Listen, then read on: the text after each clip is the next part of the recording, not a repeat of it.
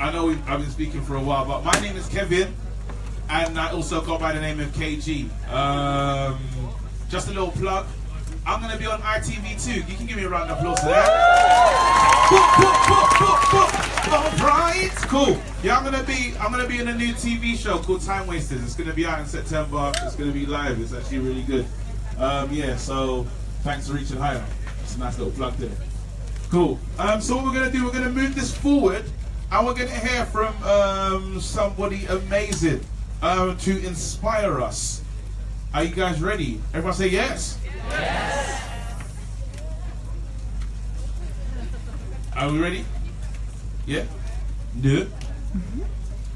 Okay, I can do other stuff. Cool. Let me do other stuff. I'll say something.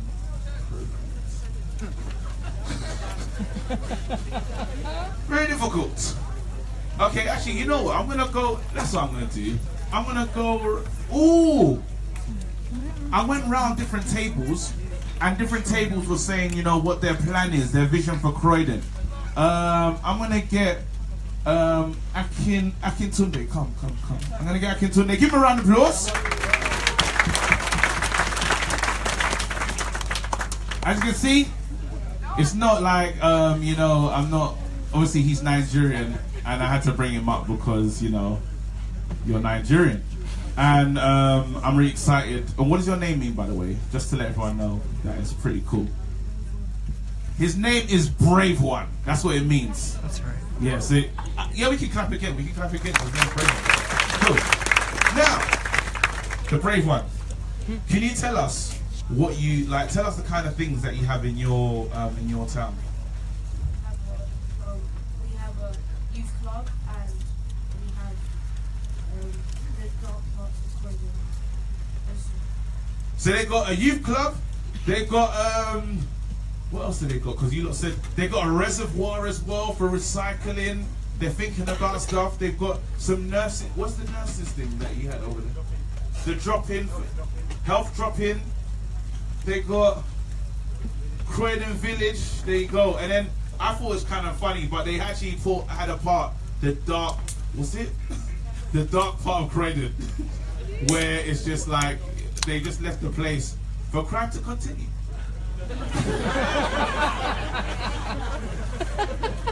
Which I thought was cool in terms of gentrification and stuff. So, you know, there you go. But yeah, give him a round of applause, please. Love these kids, thinking through everything. Cool, are we ready? That's good. Bit of good feeling there. Cool. Let's do this then. So we're gonna bring up a very lovely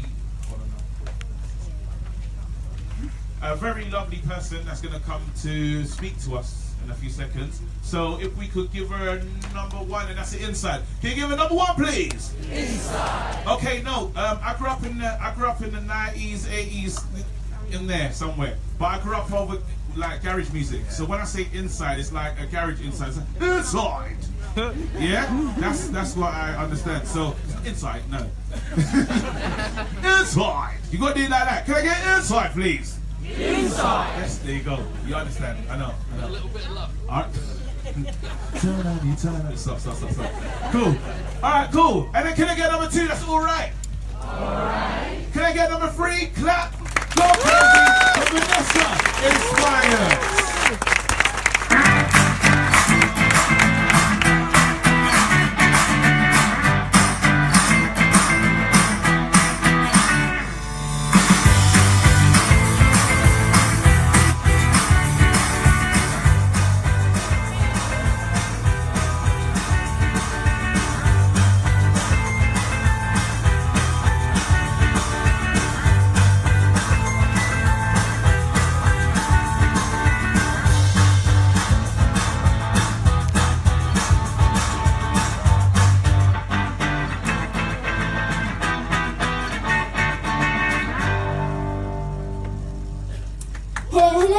How's everybody doing? Okay, I can see a lot of you, so that was just really, really bad. So I'm going to say it again. How's everybody doing?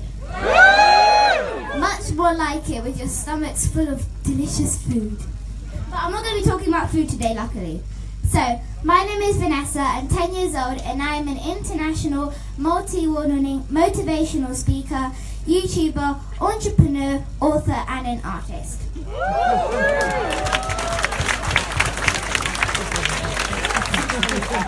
Thank you. And today I'm going to be telling you about some of my part of being a speaker as my journey, and also talking about how we can help our younger community through our clubs, groups, and the school education system. So before I get into that, I'm going to tell you a bit about my journey and my speaking career. So I've been doing motivational speaking for a year, and I started, last year. I started last year in April, and it all started when we attended one of our inspirational, motivational seminars, just like this one, but not with the fancy tent. But we went there, and one of the speakers there, he inspired me to start doing speaking. And you may be asking, why did he inspire you to start doing speaking? Somebody goes on stage and you're inspired already? How do you do that? And the reason why he inspired me was that I always feel the need to help somebody. If anybody ever looks upset, straight away I ask them, are you okay? If they say no, I keep on asking them until they tell me what's wrong. Or you just have the need to help somebody, and once you help them, you feel much better. Does anybody know what that feeling is? Raise your hand. Lots of you. So I thought that speaking is an incredible way to obviously show people and spread a message across. So my message is to inspire children, but not only children, because I can see there are a lot of adults here as well, but mainly children, to inspire them to be themselves. And the reason why I chose being themselves is because in a school curriculum, you would normally see that they would say, okay, you need to be like everybody else, you wear the same uniform, you need to act like everyone else. If you talk, you get in trouble. And I don't understand the talking bit, because we've got mouths to talk with, so why are they telling us not to talk? No offense to any teachers in the room. But what I do mean by that is just showing the children that it's not a problem to be themselves. It's not something that they should get in trouble by. It's absolutely fine.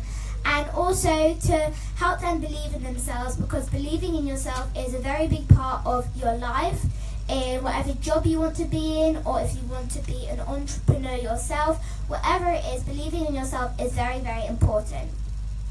Now, on to the first thing that we can help with our community. So obviously in Croydon there can be lots of things happening around, such as stabbing, drugs, suicidal issues, things like that. I think you know what I mean. But also, some people out there in Croydon, they just think that's how we have to live with it. There's nothing you can do. But on the other side of Croydon, people are like, no, there's obviously a problem why this is happening. So we can't just let it be, because I can't remember who said it, but as they were saying, that if Croydon is one of the biggest communities with all the young children, we can't just let our young children go to waste. Does that make sense with everybody? Yes. So the first thing we can do is we can create a group that can allow people, or allow young children to open up to people. And what that means is if they've got any issues coming at home, or if they're stressing out about anything, so if, let's say, somebody has their GCSEs and they're stressing themselves out too much about it, they can go to a group that could possibly be for a couple of change or for free. It matters how much the Croydon community means to us. So obviously we can do it for free, because if we wanted to stop, the first way would be to make it for free, so people would just go there whenever they feel stressed out.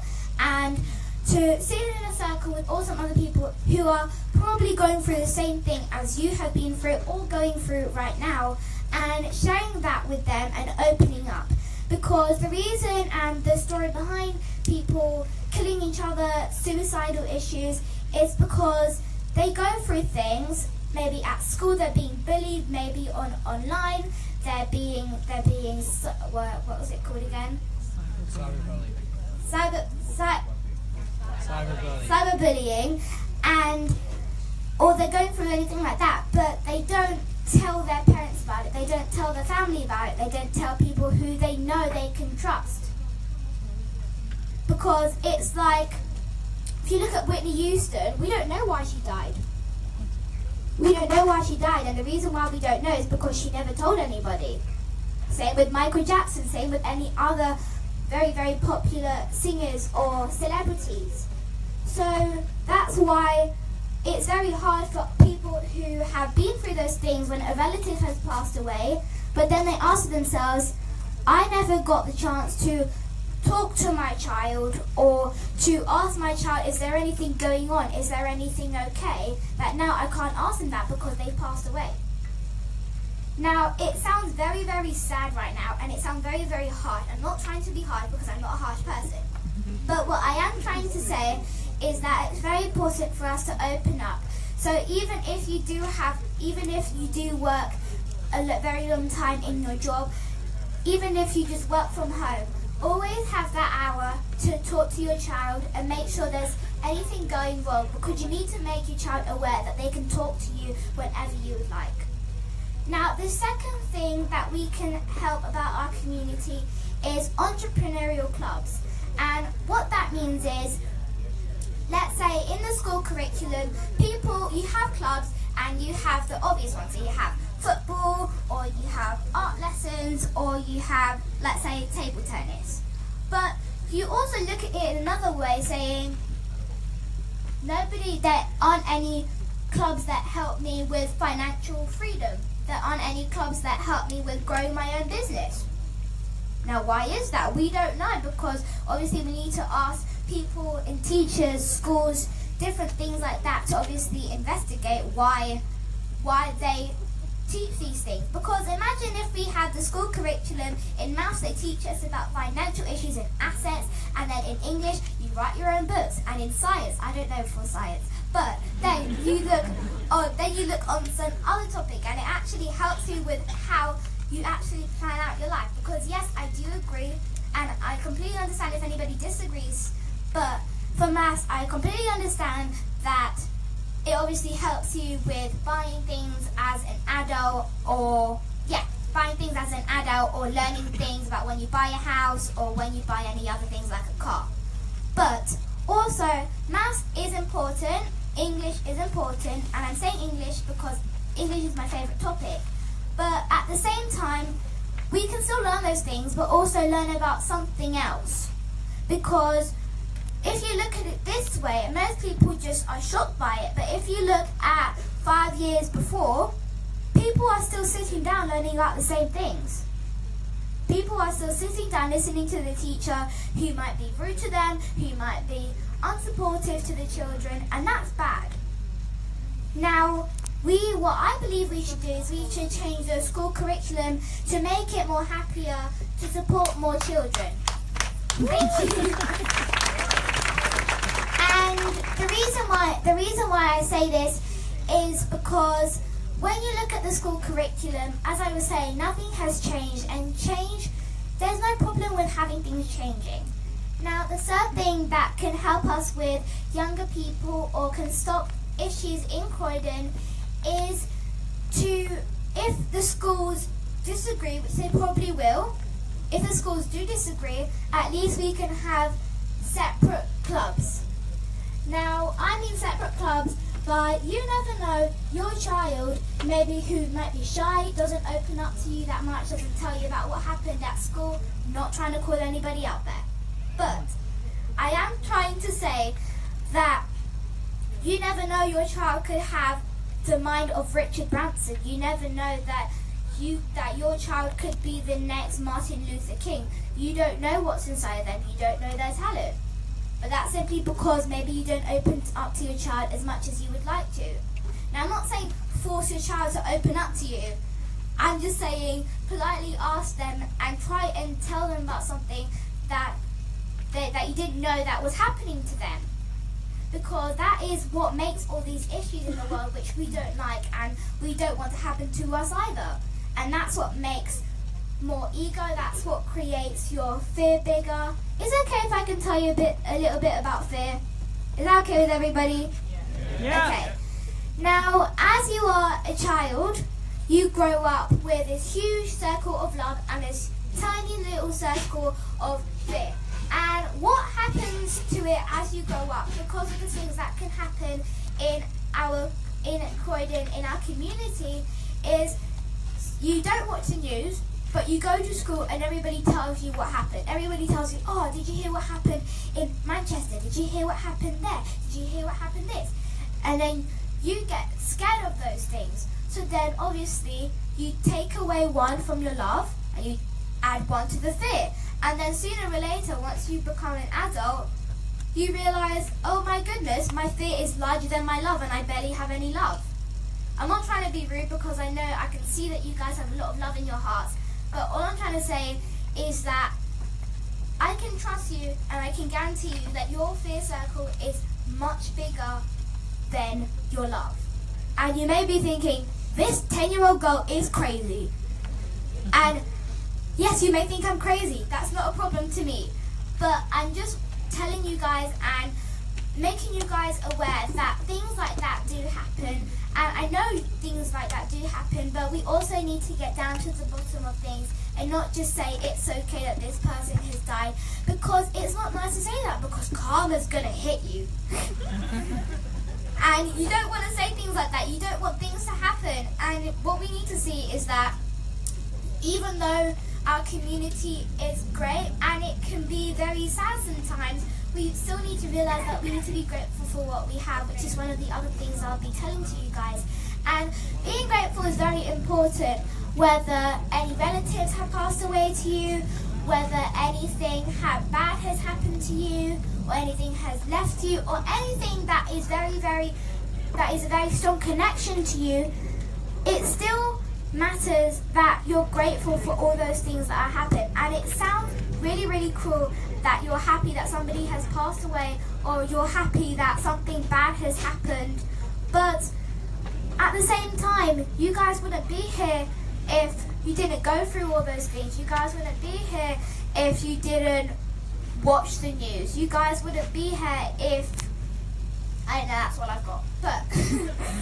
But you need to be very grateful for what you have, and gratitude is a very important thing, and it's a very important thing that we need to actually learn in our lives, to be grateful for anything that does happen. And I'm not saying that you have to be very, very grateful and just be like somebody's rude to you and be like, I'm so happy that you said that mean comment to me. They're probably going to be thinking that you're crazy. I mean, it means which person they are. But what I am trying to say, please start working on gratitude. Please start working on opening up with your children if you're a parent. And for all the younger children here who are probably older than me, but just try and open up. If there's anything happening to you, if there's anything that you feel stressed about, tell your parents. And parents, allow your child to express themselves and tell you what's happening.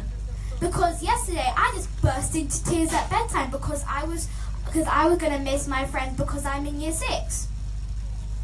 But that's because I obviously expressed myself to my mum, and that's very important for us as children to obviously spread that out to your parents, because you don't want anything happening like that. And I know it can be scary. I've been scared of it as well, but we just need to realise that we can make these groups, we can make things better.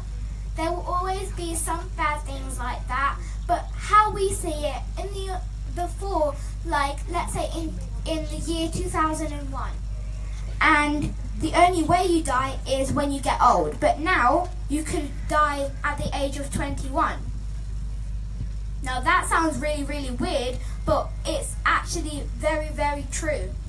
Does that make sense to everybody? Not to say it in a rude way, of course, but as I was saying, as the groups, that is why we have actually created a program that helps support children with entrepreneurial skills, life skills, such as public speaking, such as doing them vision boards to express their dreams out, and also giving them activities that they may not do at school. So if you'd like to learn about our program, it's called Superstar. So if you think that your child may have a really big talent that you may not even know what's inside of them, then you can go and talk to my mum, say hello or just wave, and you can see her and learn more about it if you think your child is a true superstar. So before I do leave, is the councillor Elisa Fleming here? Is she? She's on her way back. Okay. I'm going to have to say goodbye, but I was just going to say it. But also, please, as I say, spread out with your children. Give yourself that time to spread out with your children. Give yourself and be grateful for what you have and love life like how you're supposed to. Thank you.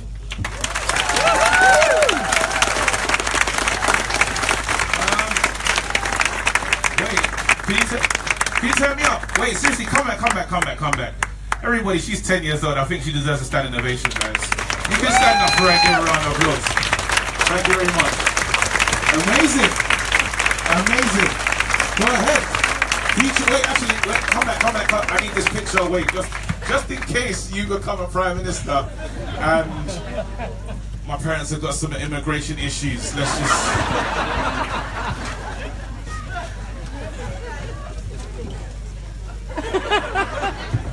We're cool, we got that. You got that, yeah? Wicked. Can we give her another round of applause? She's amazing! Can't believe that! Wow!